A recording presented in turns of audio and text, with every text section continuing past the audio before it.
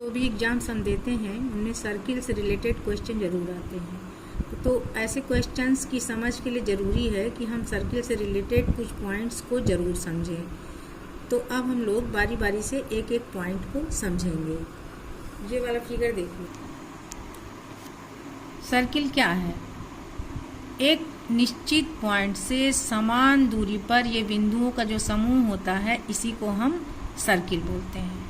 अब इससे संबंधित जो शब्दावली है, तो जिस निश्चित पॉइंट से हम इसको ड्रा करते हैं इसको हम सेंटर या केंद्र कहते हैं। तो इसका सेंटर क्या है? O है।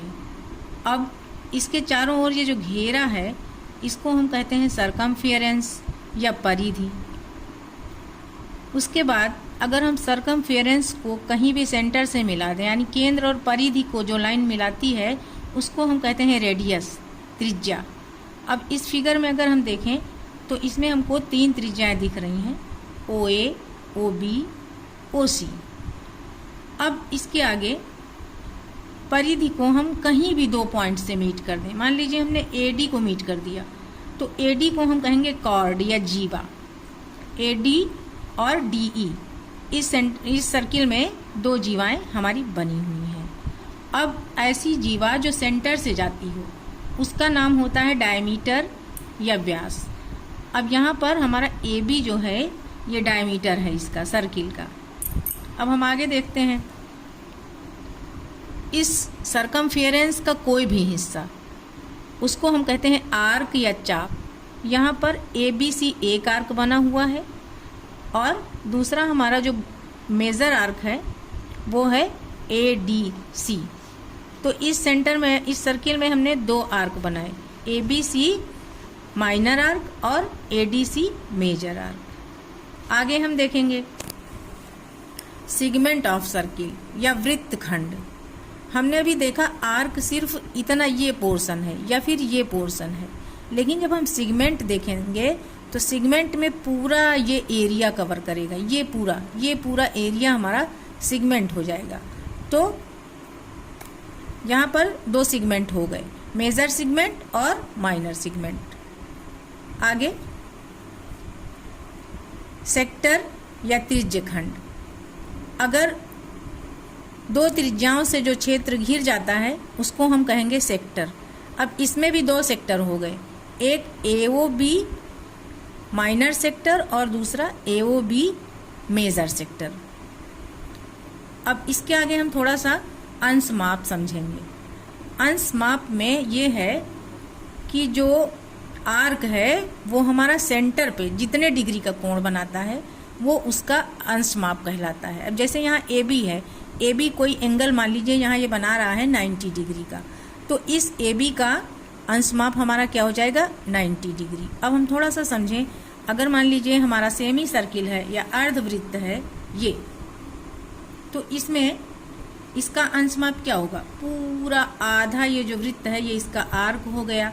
अब ये सेंटर पे कितना एंगल बनाता है? 180 डिग्री का। कभी कभी ये क्वेश्चन आ जाता है कि हमारा अर्धवृत्त जो है उसमें केंद्र पे कितने अंश का कोण बनता है? 180 अंश का। या फिर ये पूछा जाता है कि वृत्त के केंद्र पर कितने अंश का कोण बनता है? तो ये पूरा जो कोण है ये बनता है 360 अंश का। तो वृत्त के केंद्र पे कितने अंश का कोण बनता है? 300। अब हम लोग देखेंगे सर्किल्स में बनने वाले एंगल्स को। तो सबसे पहले हम सेमी सर्किल में देखेंगे। मान लीजिए ये कोई सर्किल है।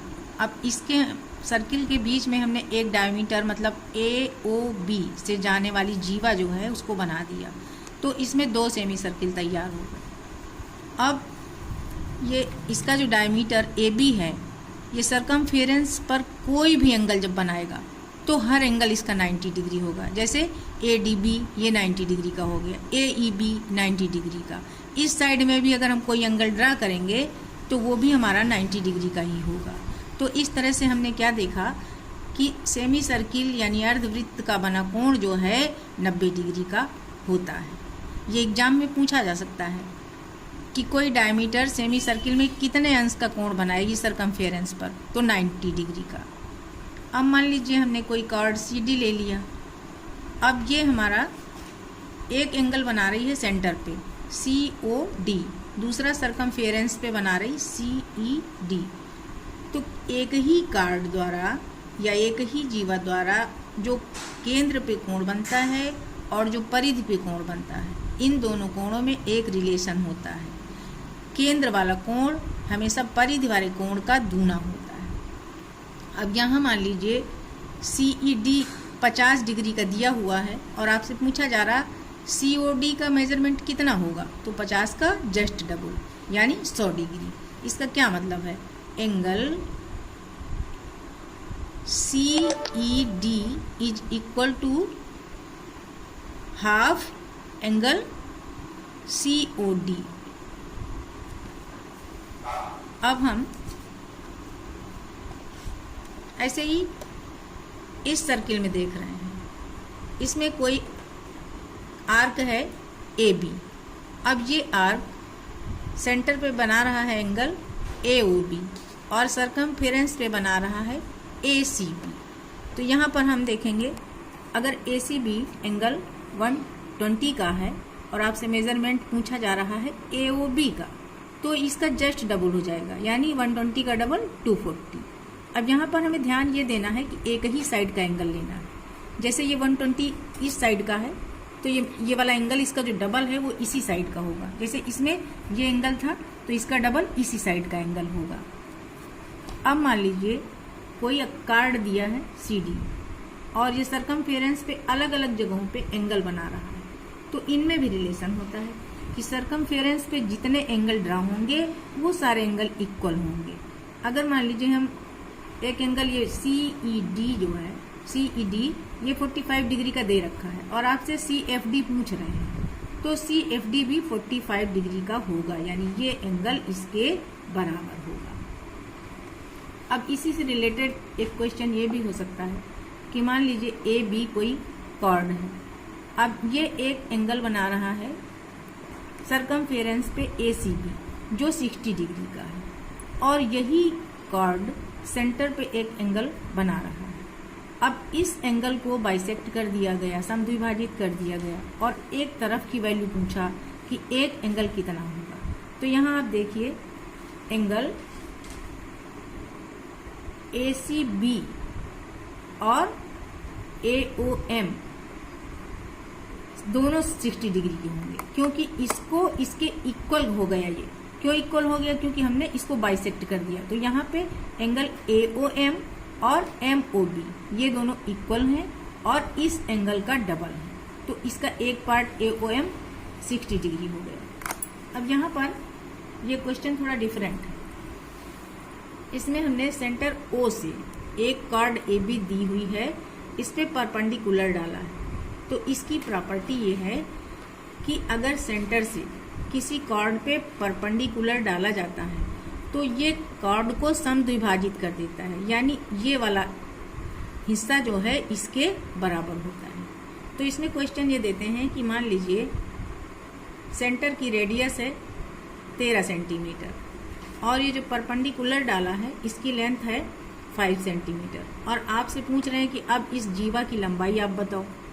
तो आप क्या करेंगे, इसका एक ट्रायंगल ले लेंगे AOM, किसी भी साइड का आप ले सकते हैं और इसमें हम पाइथागोरस का प्रमेय लगा देंगे। पाइथागोरस का प्रमेय क्या होता है, कर्ण है ये जो, इसका स्क्वायर साइड के जो दो भुजाएं हैं इनके स्क्वायर के बराबर होता है, यानी AO square is equal to OM square plus AM square. यही हमने लिख दिया, OM square plus AM square equal to AO square. अब यहाँ पे हमने AO की वैल्यू 13 लिख दिया, यानी AM स्क्वायर क्या हो गया 13 का स्क्वायर और जो इसका स्क्वायर 5 का स्क्वायर है इधर माइनस हो गया।